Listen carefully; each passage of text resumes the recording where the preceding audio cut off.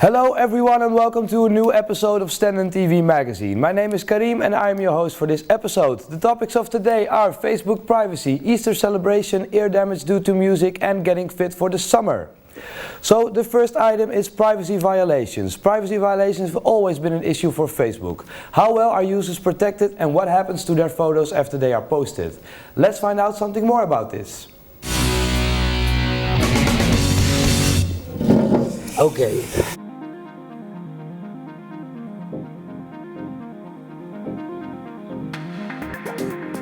Facebook has recently changed its privacy statement. This includes that they can now use photos from your account without asking for your permission.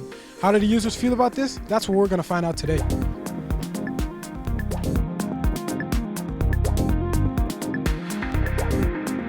We're discussing the topic concerning Facebook's new changes in the terms and conditions. Are you aware of these changes? Well, I heard of a small thing about it. Like they changed something about it, but I'm not really aware of what exactly that is. Nou, eigenlijk niet. Nee. Facebook is social media? Ja, ik heb wel wat over gehoord, maar ik weet niet. The Facebook policy now states that they can use pictures without needing permission of the user. Yeah. And that's raising a huge concern for the users because it kind of invades their privacy. Yeah. And are you affected by the privacy of Facebook? Still not, because I am using with the right way. Invasion of my personal privacy. Of course, privacy is important, but it depends what you're sharing on Facebook. So if you take it too seriously or not too seriously, it's your decision actually. Ja, ik vind het eigenlijk niet kunnen, want het heeft wel te maken met privacy, zeg maar. En dat ze daar dan gebruik van maken, ja, ik vind niet dat dat zomaar mag. Facebook's privacy violations are a serious issue. As a user, you accept the terms and conditions just by logging in. Next to that, saving a photo is just as easy as a right click, with no protection at all. The photo in this poster was taken from Sanna's Facebook account without her knowing. She's not here at the moment, but when she gets here, let's see how she reacts.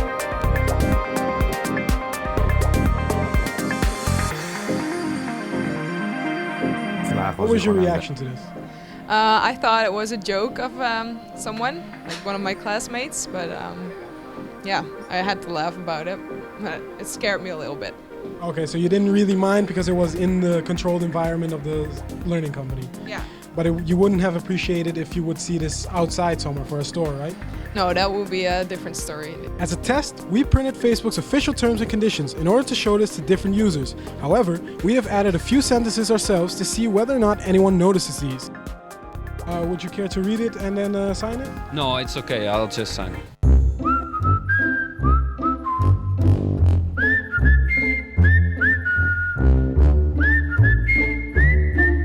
You will gift us your firstborn? Is dat wat? Nee. Nee, ik ook niet. Er is niks. We have a second document, which is the same one, but with the highlighted points that people might miss. Oh, that's interesting. I didn't read further than that, but I actually missed the one in the first paragraph already. So. If you were not to agree, we would have to, in fact, immediately collect all of your personal belongings. All right. As you can see, nobody truly reads the terms and conditions of Facebook. Facebook takes advantage of this by using hard-to-read contracts, which users automatically agree to. And now, it's back to the studio.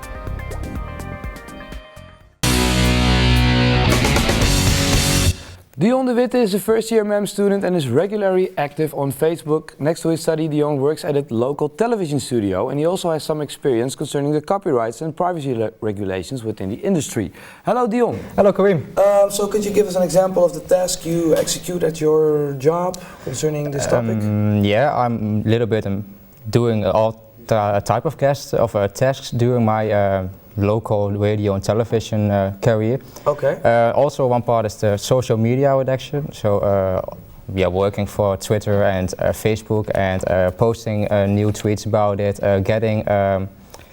getting songs from it, getting new artists from it, so it's actually very broad and it's the new kind of media nowadays and we work with that. Okay, and talk about privacy violations. How do you prevent these violations at your work? It's a hard thing. We have a lot of rules from the government, and on social media it's also very different because you have international rules. And yeah, for my work we actually are local. We have more the Dutch rules, so more the things, okay, you're not allowed to copyright things or to copy it just, so you need to pay for it. We have a company, Buma Stemra, over here. We have to pay the company if we want to play a song, if we want to play as a background, or the radio itself, on the television, we have to pay for everything. Yeah. We are specifically focusing on the privacy violations that are happening by Facebook. Yes. What are your thoughts on that, and especially what we saw in the item? It's a little bit strange. It's getting in the news on this moment because of the new rules, and people actually think it's new that Facebook can use your profile picture as an advertisement. It can sell it to another company, but that's not new actually. It's they already had it in the last privacy acceptance, and the strange thing about it is that the people didn't know that yet. Okay. And now they made it easier to understand. So you look at it and you read through it. It's easier to understand the text, and people. It's easier already to understand the terms and. Yeah, they actually made the terms easier to understand, and that's a strange thing because it's easier now. It didn't change that much, but people think it changed a lot. Ah, okay. So they actually already made it easier, but. Okay, they made it easier, but they are still using our data, our information, our pictures to sell to companies and stuff. How do you think people can prevent this happening if they do not feel comfortable with that? How can you prevent that? I don't think you can prevent that. There are rules, international rules. The strange thing is. From the beginning of Facebook, there was a rule in the terms, we are allowed to use your pictures. And because they wrote it down in the business text, you didn't understand it. And now it's easier, but yeah, how can you prevent it? You cannot prevent it. It's the new media. Okay, well you could prevent it by going to another social media maybe. Yeah, but I think most of the social medias have the same rules. It's not only Facebook. Okay, and you now have the new ELO, which claims not to sell your things, and could be a possible replacement for Facebook, or do you think that will happen? I think on this moment, yeah, Facebook will die out on a time, just like in the Netherlands we had hives. It was the happening on the internet, but in Facebook, yes, it will change, but I don't think it will take over Facebook for the whole world. Okay. Thank you very much for coming. Easter is coming up and we have to prepare to celebrate it. Here in Leeuwarden there are many international students who will celebrate Easter far from their home countries. Let's take a look at some of their Easter traditions.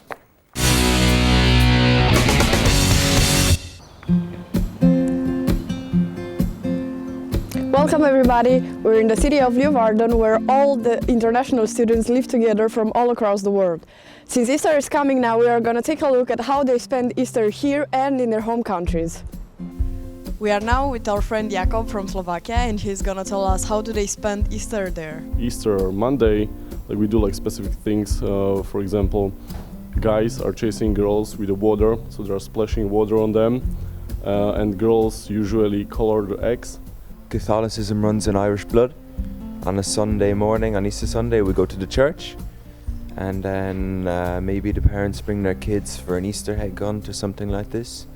You know, the normal stuff. When Easter's come, on Easter Sunday, we just go and visit all of our relatives, like cousin, grandmother, and we just sit, eat dinner, naturally. Do you eat something specific for Easter in Romania? Well, we have the normal eggs that everyone has, the painted eggs, and another specific food would be something we call mămăligă. It's actually called polenta in English, I think, and it's basically cornmeal, which is boiled, and you can eat it warm or even cold with sour cream, with cheese, and with all sorts of things actually, like sausages, meat, potatoes, whatever you can think of, and it's really delicious. And you're gonna spend Easter here? Yeah, of course, I'm gonna spend here in the dormitory with my best group mates and friends I met here, which I think is awesome, and I think it's gonna be great, crazy party. And are you gonna also keep some of the Slovenian traditions for Easter? Yeah, we're gonna drink a lot of alcohol, like slivovic, rakia, moonshine, whatever you want to call. Well, We usually eat potato salad with schnitzels, which is like traditional food for us. So this is what we. And what other Irish traditions do you keep here in Holland? In Holland, I keep no Irish traditions myself. This is just a jumper from Galway region in Ireland.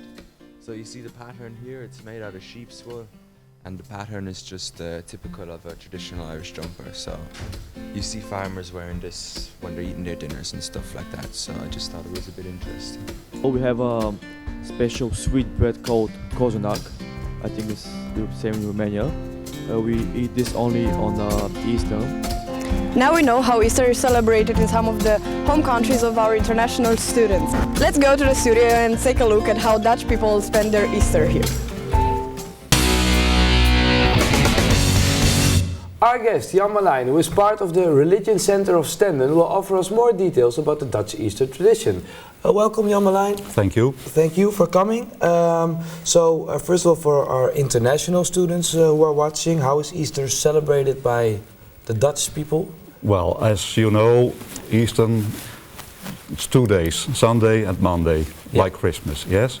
On both days, first on Sunday, children are going to search for eggs hidden by their parents, yes? Okay. And there are not a lot of traditions with Easter in the Netherlands. But one of them is a very special one, make large, high fires in the evening. Yeah. When, well, it's don't do it at home, of course. No. It's okay. It's on the countryside. Yeah, on the countryside. Well, and on Easter Monday, as with Christmas, people are going to visit furniture shops and so on. Nothing special, but it happens. It happens. Yes. Do you agree, Jaap? You are here for the hearing item. Do you also set some stuff on fire at Easter, or do you just look for eggs? No, I never did it before. Okay. Well, let's talk about the meaning of Easter. What is actually the meaning of these habits, history, and the history of Easter? Well, in fact, relating to the search for eggs by children, yes, it's symbol of a new beginning. Yeah. Yes. Okay. Yeah. Well, Easter is about the ending of the life of Christ and a new begin. Yes. On Good Friday, he dies. He is crucified, and then within a few days, his resurrection is there. Yes.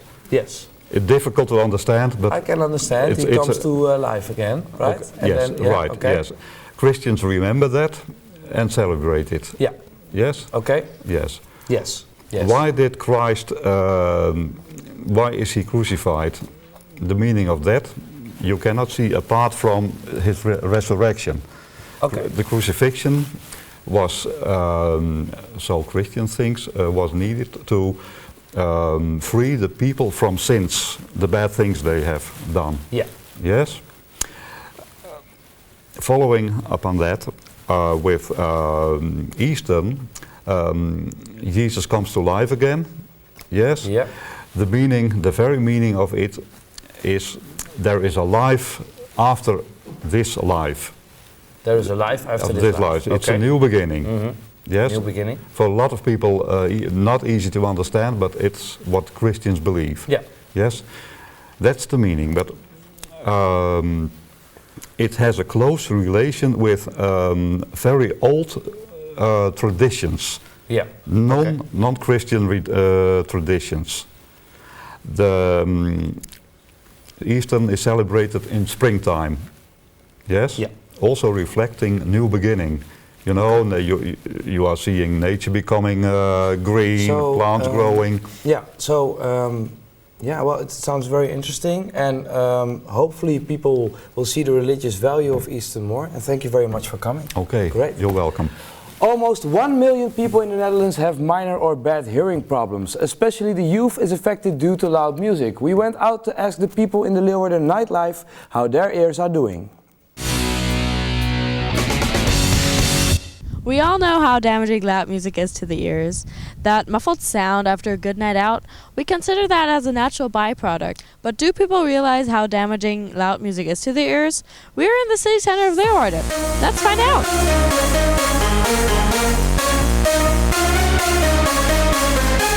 You tend to have problems with your ears after going out. Sorry? Well, no, I don't think so. No. Well, sometimes I have some beeps in the ears. Some clubs have the music too loud and sometimes they doesn't, so it depends on what club you go out with. You got a robust hearing, I would say. So do you do anything to prevent your ears from damaging? Not yet, but I've seen a lot of people who do this kind of thing, like they have these earplugs which prevent them from getting ear damage. Yeah, by not going in there. No. Sometimes I wear these things in my ears, but it just looks silly though. No, I do nothing. I just have great ears. Alcohol? We don't need it in Leeuwarden. Would you wear earplugs during partying? Not in Leeuwarden. It depends, because like it's so difficult to understand people when you're going out, like in a bar. I would try those. No, because I want to enjoy the music.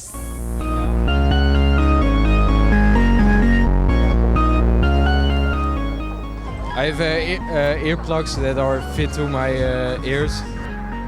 They're like nearly in my brain though.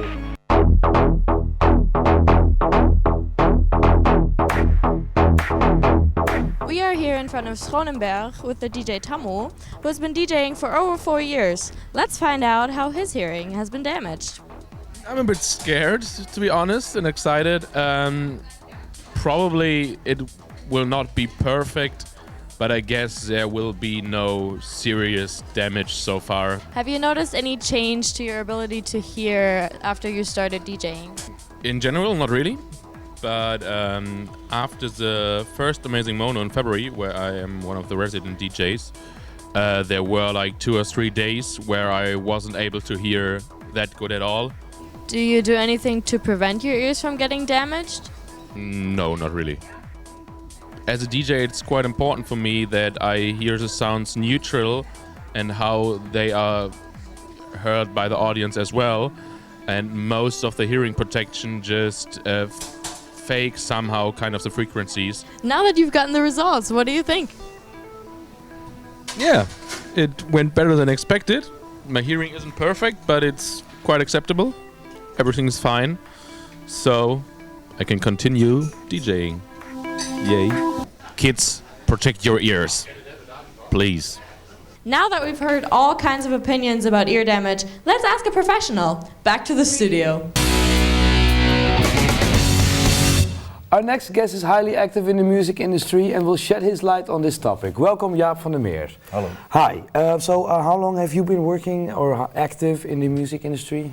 For more than 20 years now. Okay, so we have a specialist sitting here. Do you ever think about what the music can do to your ears? Yes, because sometimes I do have those whistling sounds in my ears, so I'm already past... You are already affected, yes. Non-savable. Yeah. Well, non-savable is a bit harsh. Okay, and so have you never worn? I do wear them. You do now. Okay, now. And how long are you wearing them now? Well, 15 years ago when I studied audio, I had them measured to my ears and professional earplugs made for me. Are those expensive? Yeah, like 400 euros or something. Oh, okay. Yes. That's very expensive. You don't want to lose them, and then no. Okay, and like if we say 10 years ago, you would not see that much earplugs at concerts, festival. Well, nowadays you do. But nowadays you do a lot. So why do you think it was a bit late until it started? Because I think people looked at it like a little bit, not really cool. The whole thing is when you're wearing earplugs, the whole experience of loud sound is less interesting. Yeah. So for me as well, mostly I went to concerts without my earplugs. Okay. Because I wanted to have the full experience. Yeah, and now that you have great earplugs, I can imagine you now still have the full experience? Well, it depends on what kind of concert I'm going to. When it's a loud heavy metal concert, I will wear my earplugs. Yeah, but if you're going to say normal indie concerts, rock, no. Then you won't. No. Okay. And do you also use it for your work? now or something? Or? Not so much for my work, but I do play in a heavy metal band of my own now, and there I do use it. Otherwise, I can't make it through the night. Yeah, exactly. But I've been in a studio also. I don't know if you also record, but it can also be very, very loud. Yes, yes. And very damaging. So, did you ever do a hearing test? I did. And how did it go? Well, in my right ear I have a dip around 14K, that's 14,000 hertz, and that's because I was with my ear next to the speaker of my guitar amp. And that was not that wise when I was around 17, 18 years old. So. Okay, yeah. Then, okay. And what do you think? Should people use earplugs? Well, even if they don't play in a band, or it totally depends. When you're in every weekend, if you go to a club every weekend, please use them. Yeah. But if you in a club even? Yeah, sure. Okay. Because it's quite loud in a club. Yeah, it is. Especially if you go to the maybe techno, deep house. There you go. Yeah, things. And also when you go to loud bands, loud concerts, or even festivals like Lowlands, some additional hearing damage was done to my ears at Lowlands. Yeah, I remember. So you never know. I remember I went to James Blake on Best Kept Secret, and the bass was turned out so loud. It was really, I would love to have earplugs back then. Thank you very much for coming today, Jaap. I hope people will wear more earplugs in the clubs from now on. Thank you. Okay. It's the time of the year again. Once the temperatures rise, people start worrying about getting in shape. But what do the students of Stenden do to prepare? We visited the campus gym close to Stenden to find out where the magic happens. Welcome at Stenden University. Summer's just around the corner and everybody is busy getting in shape. We are very curious to see how the students of Stenden University are preparing themselves for summer. Let's see how this is going to work out.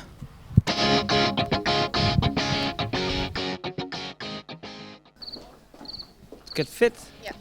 Running and swimming, yeah, but not that often. Mostly running outside, and I'm trying to go to a boxing gym, but not there yet. Don't know how to do that. Gym sports, actually. Running, fitness. Pooh, I do insanity at home. I will Photoshop myself. That's it. To get in shape. Yeah. That's awesome. I do sports now almost every day, which I'm pretty proud of.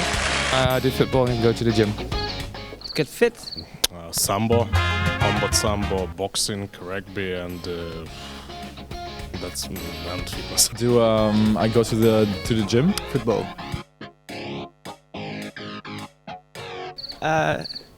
Don't know how to do that. Yeah, of course. Yeah. Then it's quite necessary for me to do fitness. I don't care so much about it. No, I always sport like a lot running, and because I really like to be in the nature, fresh air. I'm lucky to be a young man still, so. But no, it's like regular. I'm really old, so I don't need it to do anymore. Not necessarily, no. You're already in shape. I'm in shape, oh yeah. Not trying to say that.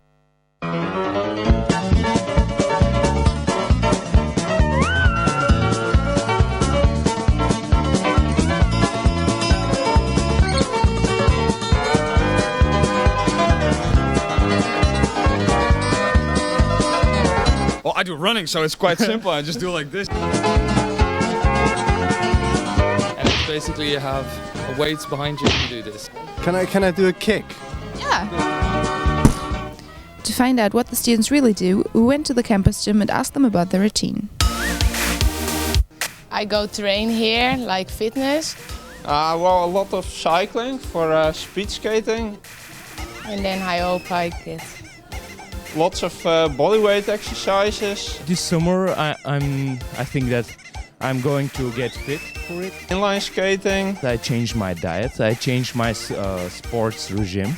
Yeah, and fitnessing here. And what about sweets? I eat more sweets. No. Not lots of sweets. More meat and unhealthy stuff. And not a lot of coke. Do you change your routine in between the seasons? More power now. During the winter I would like to be more heavy. Yeah, now I'm doing more power and more explosive movements. I would like to get fitter because I feel more light, I can do more active sports. I want to build more power, still. Going to the mountains, going swimming in the sea. I hope to have a lot of power in September or something. And yeah, pretty much that's it. Well, that worked out quite well, but let's see how the professionals do it. Back to the studio and good luck, Karim. Yes, thank you. Thank you, Izzy. Well, that is how the students of Stenden prepare for the summer. With me in the studio is Feiko Boersma, the manager of Bewegingscentrum Leeuwarden. Hi, Feiko. Thank you. So what is your profession exactly at the gym? I'm the manager during the whole week. I'm also the instructor for some courses, but most of the times I need to do the things to, yeah. Okay, because it's not just fitness, you also do some courses? No, that's a small part of my job. Okay, and do you do some personal training as well? Sometimes, yes. Yeah. Okay, and now that we are talking about getting fit for the summer, do you have like a special period when people start coming in? Like, yeah, normally there are 3 special periods in the year in the gym. First in September after the summer. Yeah, and all the people lay down for 2 months and on the beach, and then after the summer I think, it's time to get active. True. Yeah. The 1st of January, always after the Christmas, and also right now, most of the time March or April. People also a lot of and the first sunny in Holland.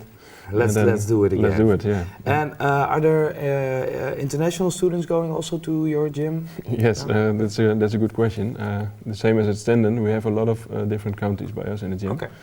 2 weeks ago, my colleague made an overview of all the countries. 48 countries at the moment are by us in the gym. Okay, that's a lot. All over the world. So you all have English-speaking personnel? Yeah, all the courses are in English. All my colleagues can speak English. That's always possible. That's great. Are there any special offers for students that if they want to go to your gym? Yes, we are the only gym from Leeuwarden with a discount for students in combination with the sport card. You can do 40 sports for 20 euros a month. 40 sports? 40 different sports. Okay. There's a lot of different sports in Sporthalringers. Other courses, and that's possible for one membership. And what sports do you do next to the fitness? You probably have some spinning. Spinning. We have a lot of dance courses. Dance courses. Insanity is very popular at the moment. I've heard about that. What is that? Yeah, exactly? that's a workout. That's a little bit shorter. That's most of the times 30 or 40 minutes, and then you do in 3 minutes a lot of exercises, and after that, And why is it called Insanity? Because it's very intensive in a small period. Okay. Yeah, that's the reason. But that's not what we are going to do, right? A little bit. A little bit. Okay, I'm scared. Yeah. How long does it usually take to see the first results? Normally you have to do minimum 8 weeks. That means 2 months. Okay. Otherwise you can't see results. It's minimum 2 months and then active in the 2 months. Minimum 3 times a week. Okay. Well, that's. I'm ready to do it. So let's go. I'm also ready for the workout. And people who are watching can do this at home. I'll take off my jacket for a second. Can do this at home if they want to get fit. Well, okay. Always we start with a small warm up. Okay. You need to do that, and we have a small time for the warm up. Okay. We do it in this way: jumping jack with your arms and legs together. Okay. Cool. When you stand up in the morning, then you can do that. I'm stay fit. I'm getting stay fit a little bit. Yeah. But I'm ready for also it. for the beats. You need strong core.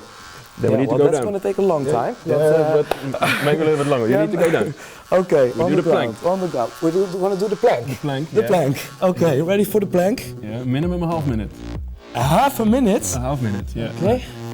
And I got a water. I do it together with you. I'm very glad. Glad. I think you're already at 12. Normally I'm just 30. on a mat on my back with maybe a nice book or something, but this is different. How long do you usually do this, the plank? Minimum a half minute.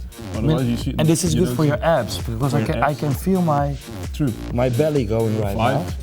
4, 3, 2, 1. Stand up again. Stand up again. But it's not only core, also the legs. Also the legs. Go down a little bit and go up. Okay, here 5 we go. times. 5 times. 5 times. 3, 4, 5. All right. Okay, lay down a little bit.